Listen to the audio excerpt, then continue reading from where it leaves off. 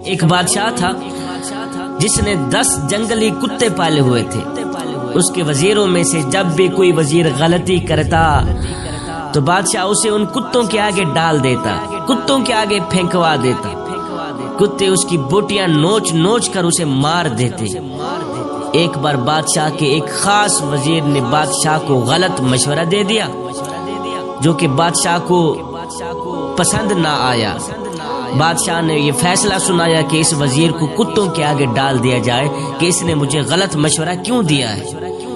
وزیر نے بادشاہ سے التجا کی کہ حضور، میں نے 10 سال آپ کی خدمت میں دن رات ایک کیے گزارے ہیں، 10 سال آپ کی خدمت میں نے گزارے ہیں، اور آپ ایک غلطی پر مجھے اتنی بڑی سزا دے رہے ہیں۔ آپ کا حکم سر آنکھوں پر، لیکن میری بے لوث خدمت کے بدلے مجھے آپ صرف 10 دنوں کی مہلت دے دیں، پھر بلا شبہ مجھے اپنے معمول کے مطابق کتوں کے آگے ڈال دینا۔ بادشاہ یہ سن کر 10 دن کی مہلت دینے پر راضی ہو گیا۔ وزیر وہاں سے سیدھا کتوں کے رکھوالے کے پاس گیا جو ان کتوں کی حفاظت پر مامور تھا، اور وزیر نے جا کر کہا، مجھے 10 دن ان کتوں کے ساتھ گزارنے ہیں اور ان کی مکمل رکھوالی آج سے میں ہی کروں گا۔ رکھوالا وزیر کے اس فیصلے کو سن کر چونکا کہ اتنا بڑا وزیر ہے، اب یہ کتوں کی حفاظت کرنے کے لیے میرے پاس آیا ہے۔ چونک پڑا، لیکن پھر اجازت دے ہی دی۔ ان 10 دنوں میں وزیر نے کتوں کے کھانے پینے، اڑنے بچھونے، نہلانے تک کے سارے کام اپنے ذمہ لیے۔ 10 دن مکمل ہوئے۔ بادشاہ نے اپنے وزیروں کو کہا کہ اس کے 10 دن پورے ہو گئے ہیں، اس کی آخری خواہش تھی کہ مجھے 10 دن دے دیے جائیں۔ اس نے مجھے غلط مشورہ دیا تھا، اس کے 10 دن پورے ہو گئے ہیں، اب اس کو کتوں کے آگے ڈال دیا جائے تاکہ کتے اس کی بوٹی نوچ نوچ کر اس کو مار ڈالیں، کھا جائیں۔ اس وزیر کو کتوں کے آگے پھینکوا دیا، کتوں کے آگے ڈال دیا، لیکن وہاں کھڑا ہر شخص اس منظر کو دیکھ کر حیران ہو گیا کہ آج تک نہ جانے کتنے ہی وزیر ان کتوں کے نوچنے سے اپنی جان گنوا بیٹھے۔ آج یہی کتے اس وزیر کے پیروں کو چاٹ رہے ہیں۔ اللہ اکبر، پیروں کو چاٹ رہے ہیں۔ بادشاہ یہ سب دیکھ کر حیران ہوا اور پوچھا، کیا ہوا آج ان کتوں کو؟ وزیر نے جواب دیا، بادشاہ سلامت، میں آپ کو یہی دکھانا چاہتا تھا، میں نے صرف 10 دن ان کتوں کی خدمت کی ہے اور یہ میرے ان 10 دنوں میں کیے گئے احسانات بھول نہیں پا رہے، میرے پیر چاٹ رہے ہیں، اور اپنی زندگی کے 10 سال آپ کی خدمت کرنے میں نے گزارے ہیں۔ ایک غلطی پر تو نے مجھے کتوں کے آگے ڈال دیا، بتا تو صحیح، کتے وفادار نکلے ہیں یا تو وفادار نکلا ہے؟ اللہ اکبر، آپ نے میری ایک غلطی پر میری ساری زندگی کی خدمت گزاری کو پسے پشت ڈال دیا، اور کچھ تو شرم کر دیتا، بتا تو صحیح، تو وفادار نکلا ہے یا کتے وفادار نکلے؟ بادشاہ کو شدت سے اپنی غلطی کا احساس ہوا۔ اللہ اکبر، غلطی ہر انسان سے ہو ہی جاتی ہے، اس لیے اسے انسان کہا جاتا ہے۔ اگر غلطی نہ کرے تو اسے تو فرشتہ کہا جائے گا۔ اس لیے اپنی غلطیوں کو محسوس کرتے ہوئے دوسروں کی غلطیوں کو معاف کرنا بھی سیکھیں۔ وہ ایک ظالم بادشاہ تھا، بڑا ہی ظالم تھا، مظلوموں پر ظلم کرنے والا بادشاہ۔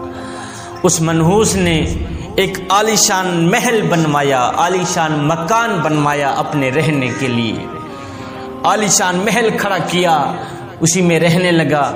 تو ایک غریب سی بڑھیا عورت تھی، اس نے کیا کیا، بڑھیا عورت نے بادشاہ کے عالیشان مکان کے پیچھے اس نے اپنی ایک جھونپڑی کھڑی کر دی، رہنے کے لیے کچا سا مکان بنا دیا۔ وقت گزرتا گیا، ایک دن بادشاہ نے خوبصورت عالیشان مکان کے ارد گرد اس نے چکر لگایا چاروں طرف۔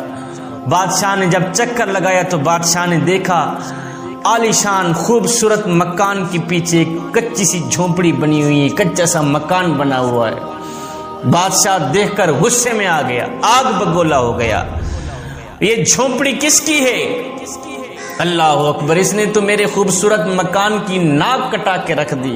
کسی نے کہا بادشاہ یہ تو ایک غریب سی بڑھیا عورت ہے، اسی نے اپنا ایک کچا سا مکان بنایا ہوا ہے، یہاں سکون کی سانسیں لیتی ہیں، رہنے دیں، کیا کرتے ہیں آپ؟ اس بادشاہ نے کہا نہیں، بادشاہ نے آرڈر جاری کر دیا اس کچے مکان کو گرایا جائے، یہ جو ساتھ میں جھوپڑی بنی ہوئی ہے اس کو گرائی جائے۔ اللہ، وزیروں نے مکان کو مٹی میں ملا دیا، گرا دیا۔ شام کو جب وہ بڑھیا غریب سی عورت گھر میں واپس آئی، دیکھا مکان مٹی کے ساتھ مٹی ہو گیا تھا، مٹی میں مل گیا تھا، کچی سی جھونپڑی کا نام و نشان بھی نہیں تھا۔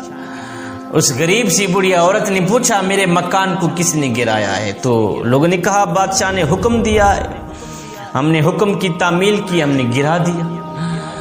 جب اس نے یہ سنا کہ ظالم بادشاہ نے حکم دیا ہے کہ اس کچے مکان کو گرا دو، تب بڑھیا نے دونوں ہاتھ اٹھائے، آسمان کی طرف دیکھا، عرض کی یا باری تعالی، میں موقع پہ موجود نہیں تھی، تو موجود تھا۔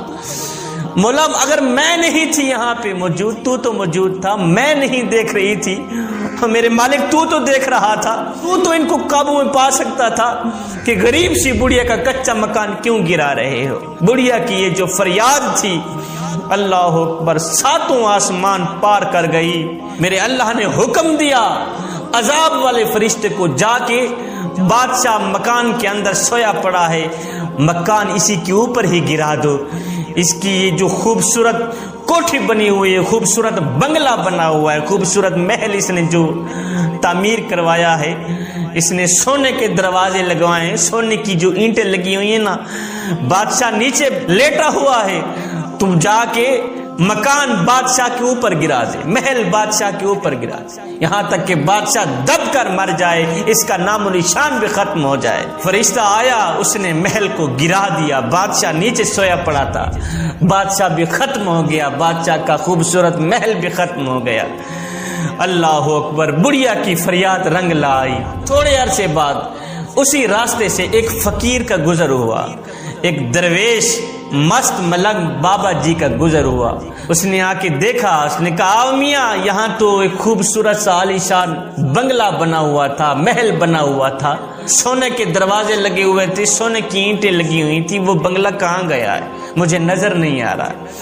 لوگوں نے کہا جی زلزلہ آیا تھا، بادشاہ کا جو محل گرا تھا، بادشاہ بھی نیچے سویا ہوا تھا، وہ بادشاہ بھی ختم ہو گیا، اس کا بنگلہ بھی ختم ہو گیا، خوبصورت عالی شان مکان جو تھا، عالی شان محل جو تھا، وہ مٹی میں مل گیا۔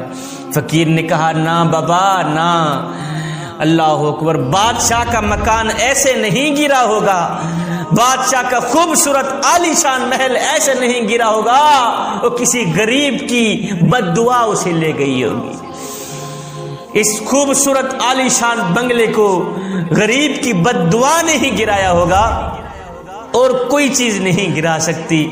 کسی غریب نے اس کے حق میں بد دعا کی ہوگی تو غریبوں کے سروں پہ ہاتھ رکھا کرے میاں، ان کے درد سنا کریں، ان کی فریادیں سنا کریں، ان کے منہ سے کہیں ایسا نہ ہو بد دعا نکل گئی تو یاد رکھنا وہ بد دعا ہواؤں کو پھاڑ دے گی، فضاؤں کو پھاڑ دے گی، ساتوں آسمان عبور کر جائے گی، ایک ایک فرشتہ اس کی بد دعا کا گواہ بن جائے گا۔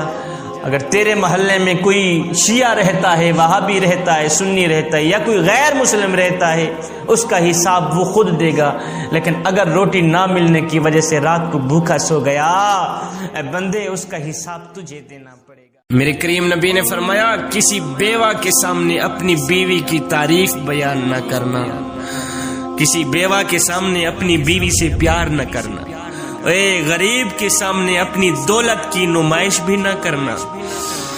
کسی زمانے میں ایک غیر مسلم نے اسلام قبول کیا تو اس سے پوچھا گیا کہ اسلام کی کس بات نے تجھے متاثر کیا؟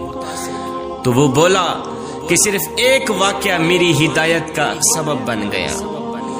وہ کون سا واقعہ ہے؟ اس نے کہا مجلس رسول لگی ہوئی تھی، لوگوں کا ہجوم تھا، ایک شخص نے عرض کی حضور میرے لیے دعا کر دیں، میرا بچہ کئی دنوں سے گم ہو گیا ہے، مل نہیں رہا۔